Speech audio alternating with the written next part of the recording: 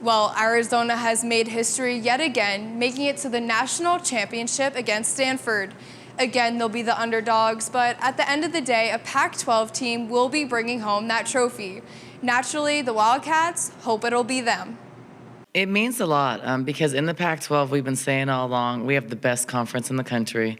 We have tremendous amount of success in the tournament every year. And so to have two Pac-12 teams, I think it speaks for itself. And it's funny because Stanford won the Pac-12 championship and we were second. So you have both of us in the Final Four, in the championship game. It means a lot for our conference.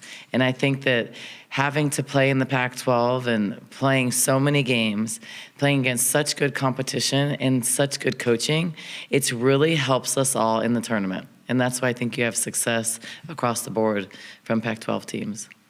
Yeah, so there's pros and cons. I think the pro is definitely the familiarity with Stanford, and we've already played them for the third time, like you said, and we've played them in two, I think, big Monday games.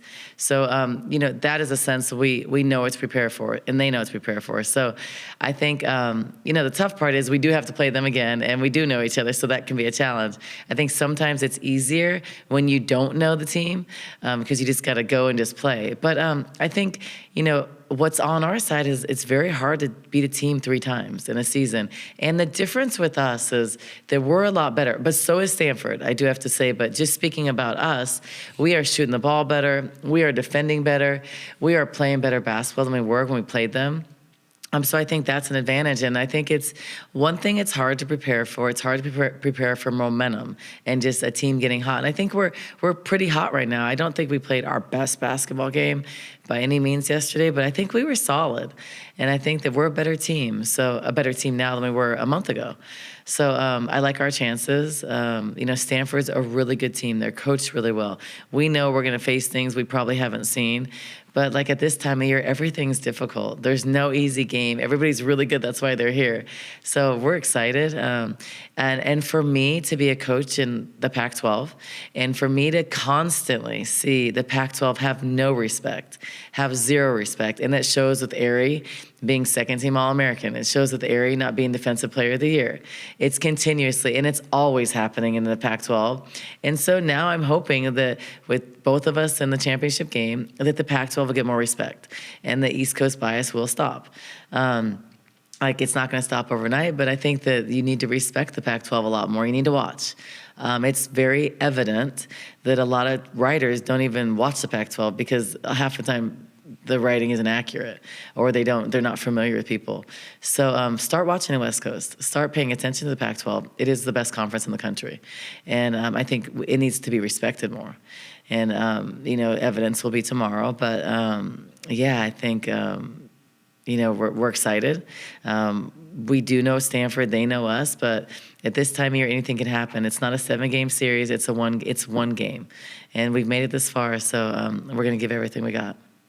It feels amazing. I mean, we came up short in the Pac-12, but I'll take this any day over the Pac-12. My teammates and I know it's at stake. I love this matchup, and like we said, the Pac-12 is the best conference in the country, and I'm just so excited we get to play against the #1 team in the Pac-12 for the championship. Yeah, it means a lot. I think coming into this tournament, we believed in ourselves, our Tucson community believed in us, but then after going round by round, winning more, getting more love, and then thinking that we finally got some respect, and obviously the video and other stuff that happened, it kind of was like a dagger because I thought being in the Final Four, we proved ourselves, being the 3 seed.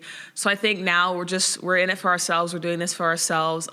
If people want to support us, we love it. We love the support. If people want to hate us, we're in the national championship, so what more can you say? So I think that just proves a lot, being a 3 seed and in the Pac-12, competing against another Pac-12 school. I think the Pac-12 really deserves the respect now.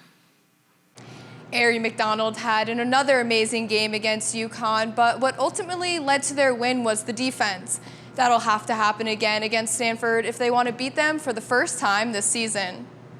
We have to play good basketball. I think the good thing for us is UConn plays chin. Similar actions, similar tendencies, the similar foundation of their offense.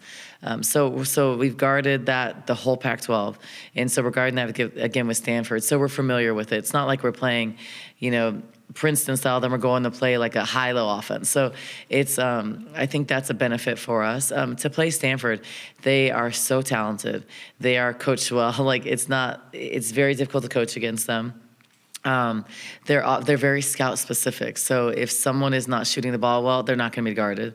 So there's certain players on our team that they don't guard. But I think that for us, we are much better defensively. We are much more aggressive. We are very confident in our defense. We are very confident in our pressing, which I think can disrupt Stanford.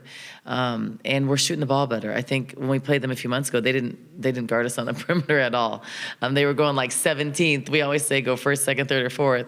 We would do an Iverson cut, and they were literally running in the key on top of the basket, and we were like running on the elbows. So I think now we're shooting the ball better. It's a little harder to do that, but I think they're still going to do that. That's how they are. If you're not shooting a good percentage, they're not guarded. But I always tell our team, you're open for a reason, so go be a screener or do something else. But it's going to be a fun game. It's exciting. This is a tremendous opportunity for us, but it's just another game.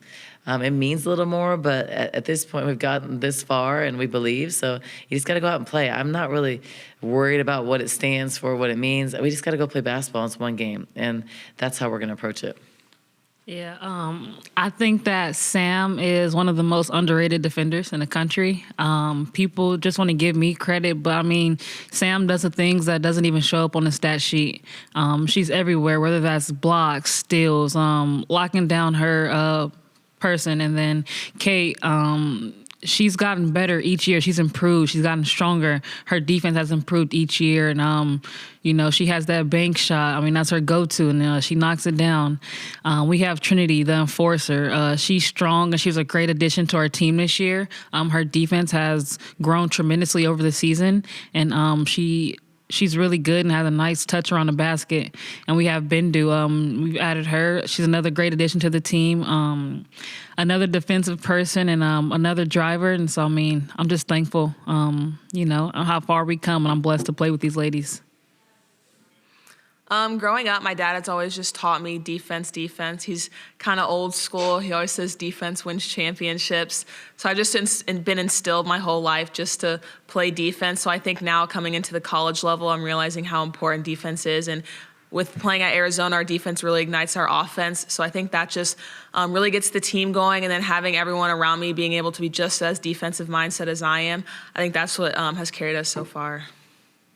Something that happened after the game that almost overshadowed the win was the expletive Adia Barnes was caught saying on camera. While she was caught up in the moment and thought she had a bit more privacy, she's not sorry for it. I just feel like your team feeds off of you. I think we're confident. I think the team I see is a reflection of me, but I was scrappy. I wasn't afraid. I was tough, physical. I was always undersized. I always had a chip on my shoulder. So I hope they get that from me because I take pride in that, and I like that. But I don't know. I just kind of just am me. I don't try to be someone else. I don't know. I'm just myself. I don't really think of there is no strategy to it. There isn't no plan to be a certain way. It's just I just do what I feel, I guess, which is good and bad because you saw at the end of the game, I honestly had a moment with my team, and I thought it was like a more intimate huddle. And I said to my team something that I truly felt, and I know they felt, and it just appeared different on TV, but I'm not apologizing for it because I don't feel like I need to apologize. It's what I felt with my team at the moment. And I wouldn't take it back.